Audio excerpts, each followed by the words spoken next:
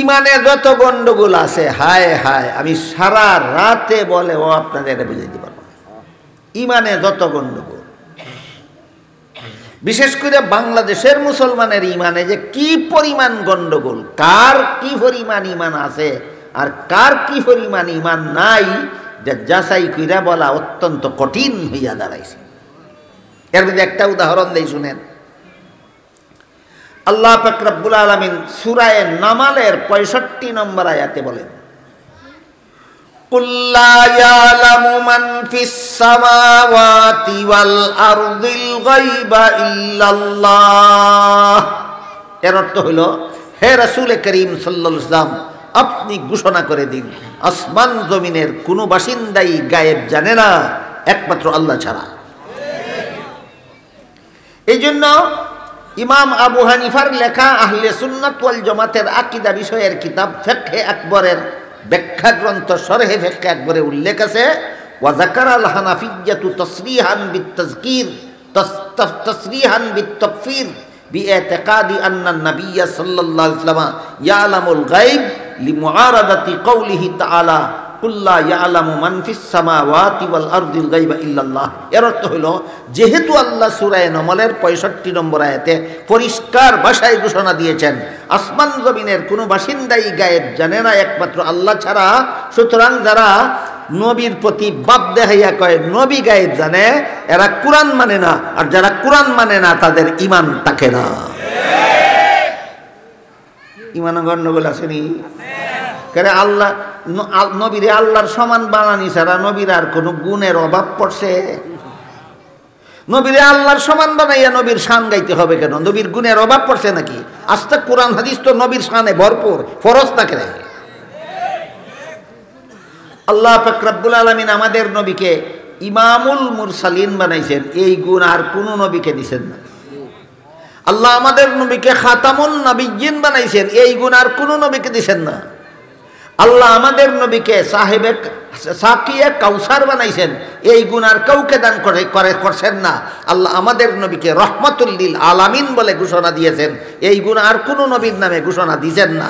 তা আমাদের নবীর শান মান মর্যাদা গুণের আলোচনায় কোরআন ভরপুর। এটা তুই আল্লাহর গুণ কাইদা নিয়ে নবীরে দিতে তোরা হেডমাস্টার বানাইছে কেটায়?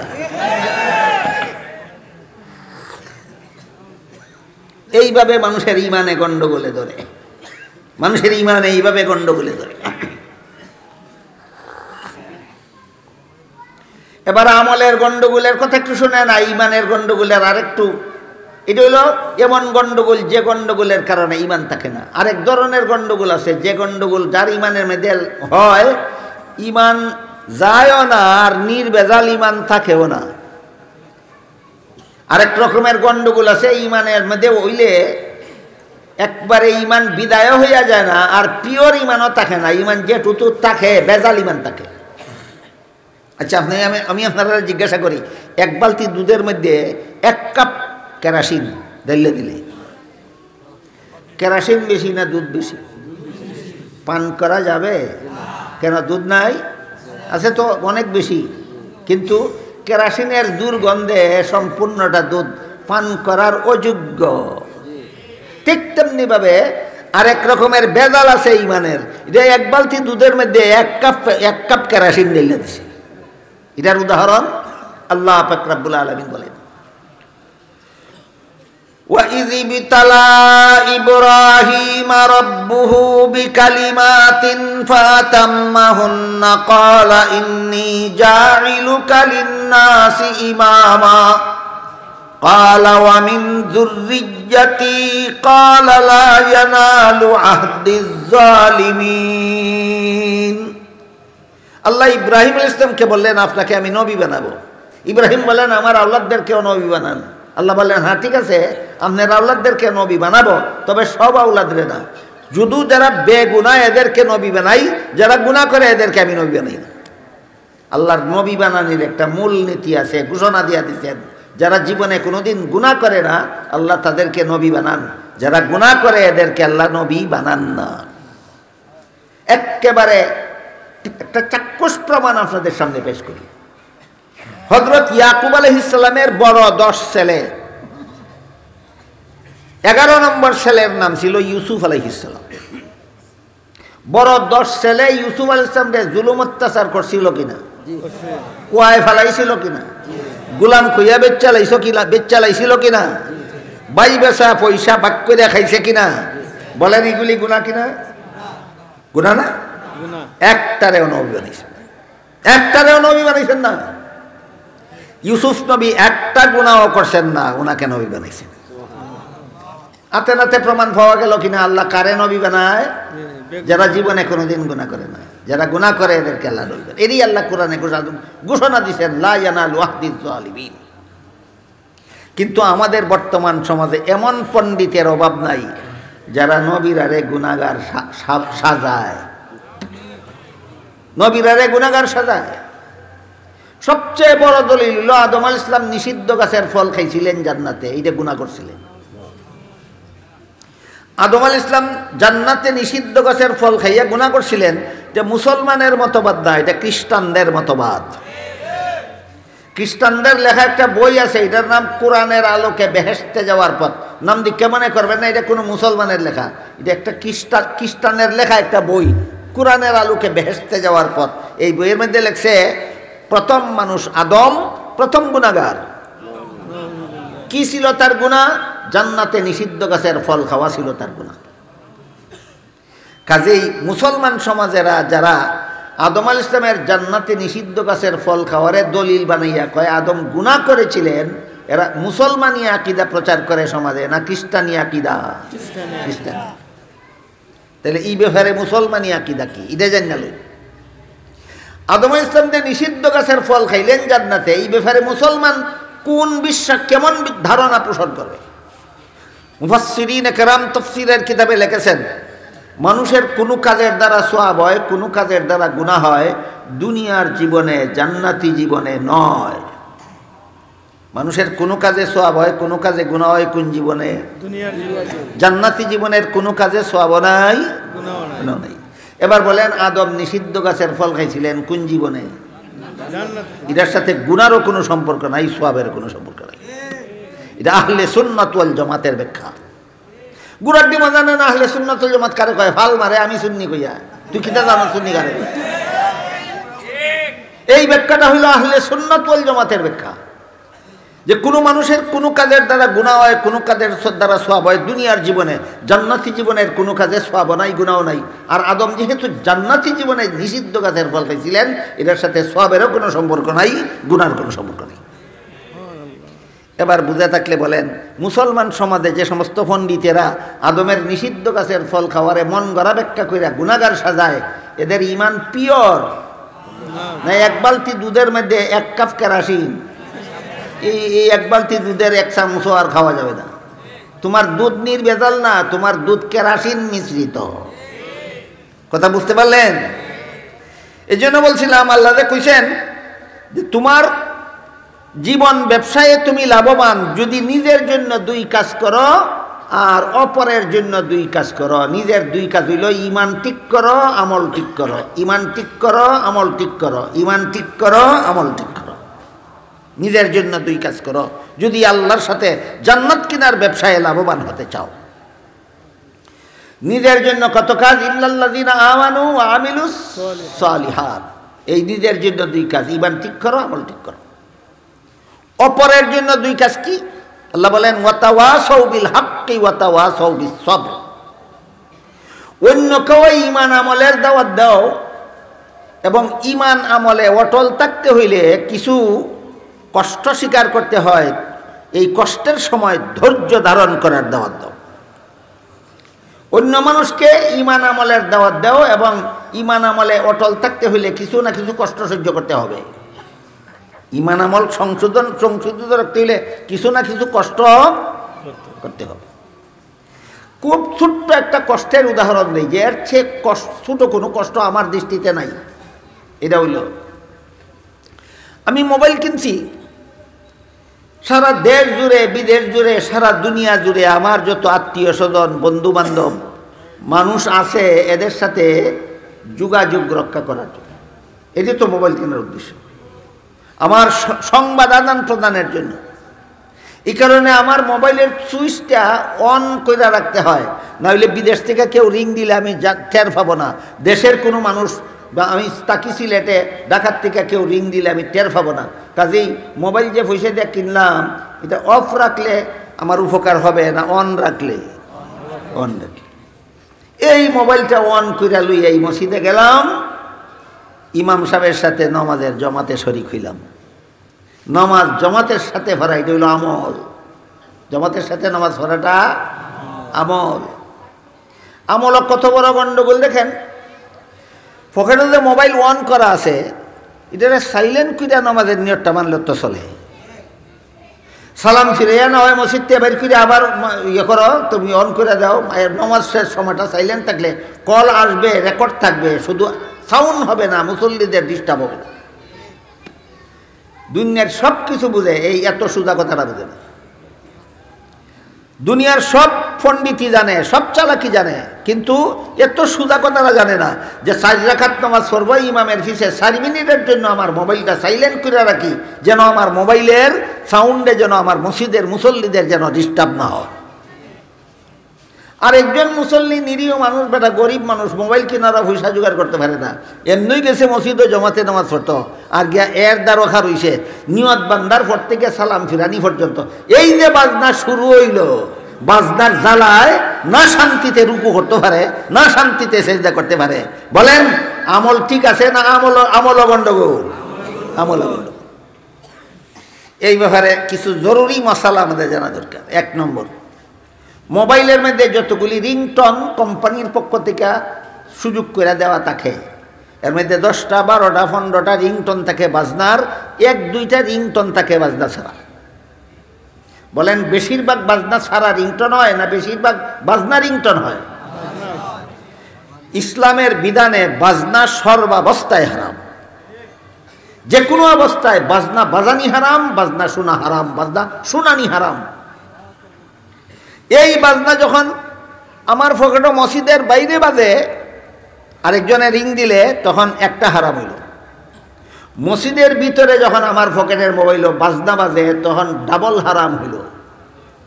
আমার মোবাইলের বাজনা রিংটনের দ্বারা যখন মুসল্লির নামাজে ডিস্টার্ব হইল তখন ডাবল হারাম হইল।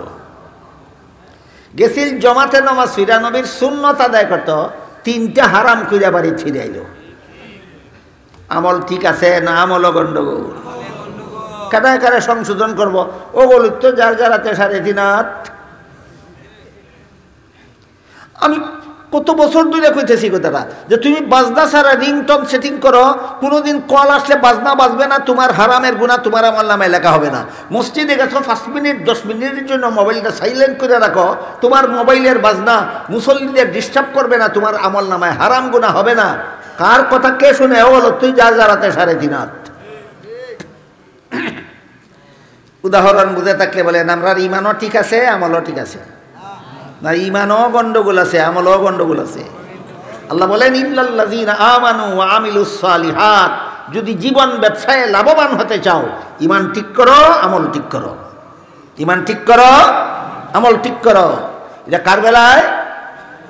নিজের বেলায়। এটা কার বেলায়? নিজের বেলায়। অফরের বেলায় অফরকে ইমান আমলের দাওয়াত দাও, অফরকে ধৈর্য ধারণের দাওয়াত দাও। ইমান আমলেরও দাওয়াত দাও, ধৈর্য ধারণেরও দাওয়াত দাও।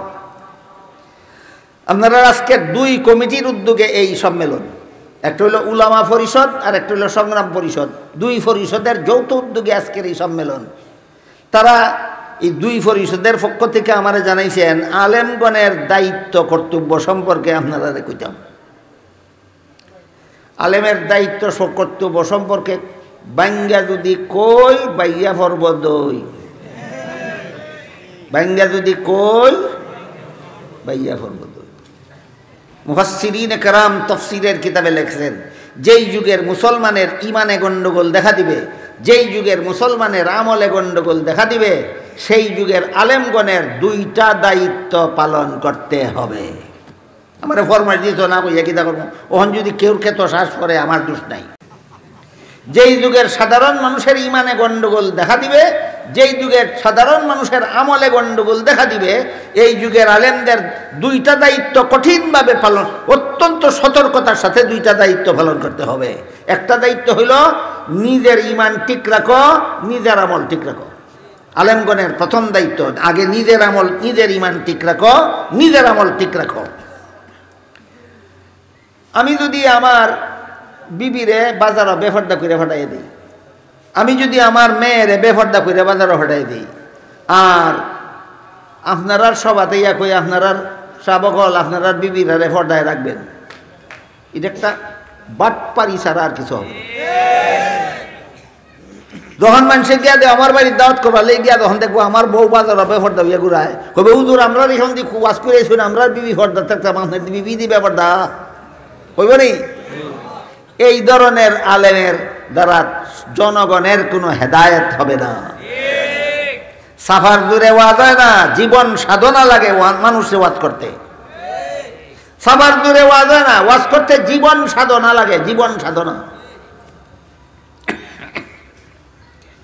আমি যদি সারা জীবন ভর আল্লাহর বিধান মতো, নবীর তরিকা মতো জীবন যাপনের চেষ্টা সাধনা চালাই, অগত্যা কোনো সময় ভুল ত্রুটি হইয়া গেলে, ভুল ত্রুটি ধরা পড়লে সাথে সাথে সংশোধন করে আল্লাহর কাছে তওবা করে মাফ চাই, তখনই আমার অধিকার আছে আপনাদেরকে ঈমান আমলের দাওয়াত দেওয়ার।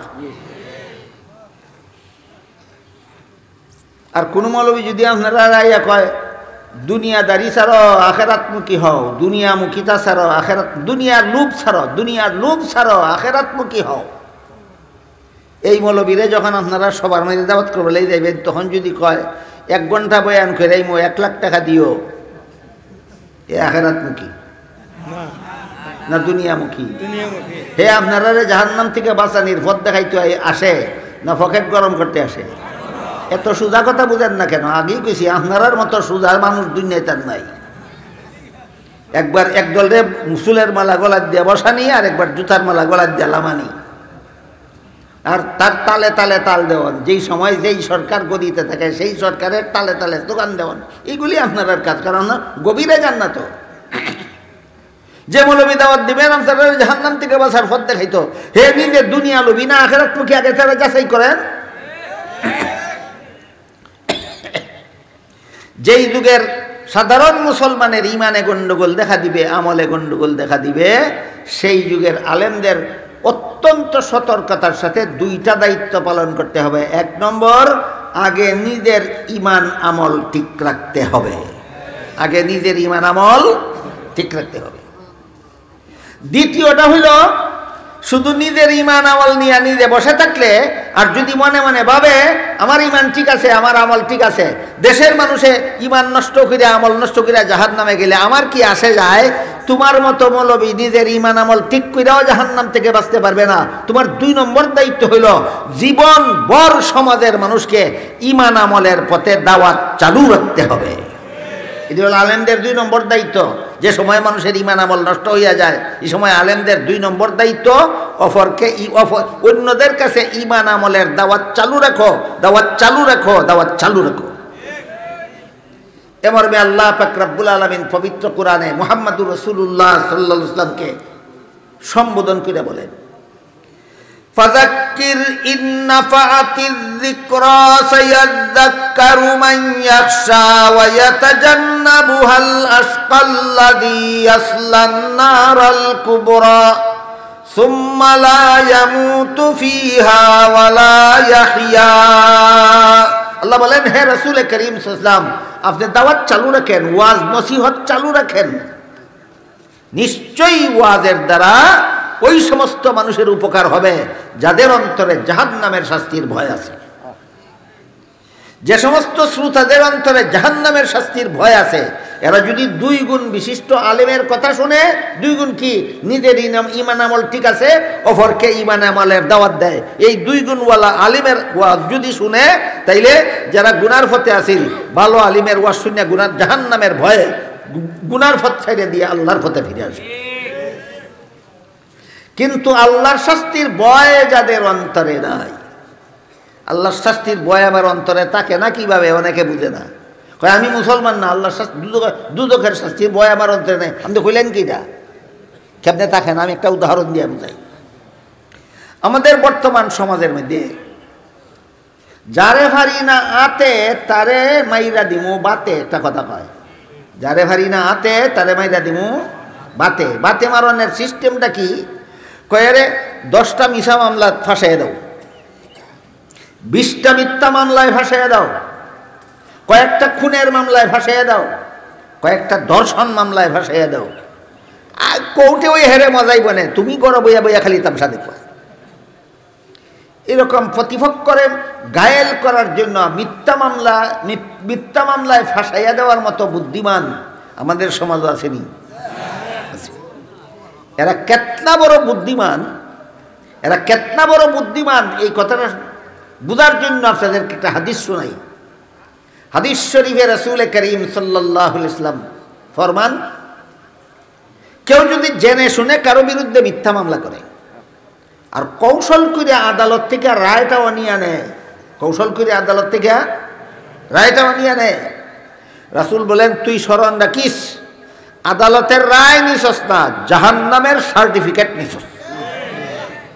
রাসূলের হাদিস বুঝা থাকলে বলেন আপনাদের সমাজে এমন বুদ্ধিমান আছে কিনা যারা আদালত থেকে জাহান্নামের সার্টিফিকেট সংগ্রহ করে? আদালত থেকে জাহান্নামের সার্টিফিকেট সংগ্রহ করে।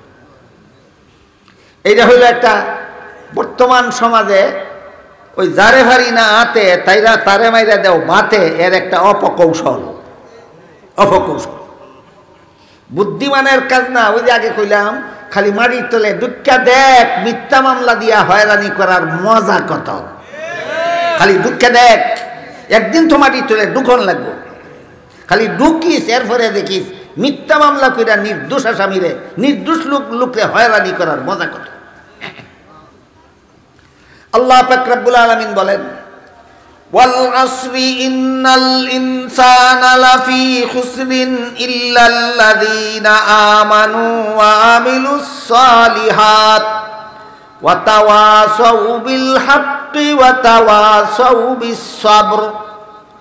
আমি সারা দুনিয়ার সমস্ত ইতিহাসের কসম খাইয়া বলতেছি, আমি তোমার জীবনের সময়কালের কসম খাইয়া বলতেছি, আমি আসরের সময়ের কসম খাইয়া বলতেছি, আমি তোমার আসরের নামাজের কসম খাইয়া বলতেছি, সারা দুনিয়ার সমস্ত মানুষ ক্ষতিগ্রস্ত, জীবন একদিন ফুরাইয়া যাবে, জান্নাত মুহূর্তের জন্য পাবে না, এরা সব ক্ষতিগ্রস্ত।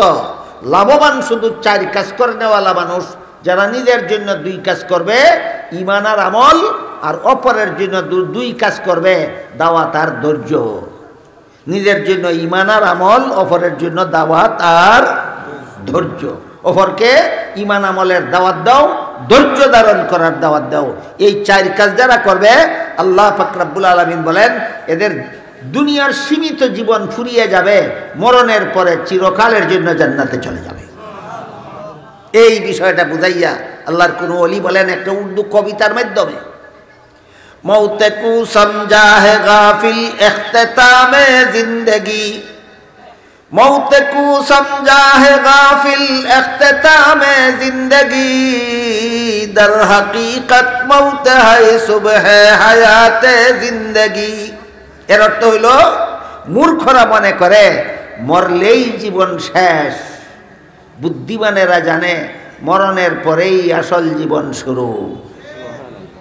মূর্খরা মনে করে মরলেই জীবন শেষ, বুদ্ধিমানেরা জানে মরণের পরেই আসল জীবন শুরু, আসল জীবন শুরু।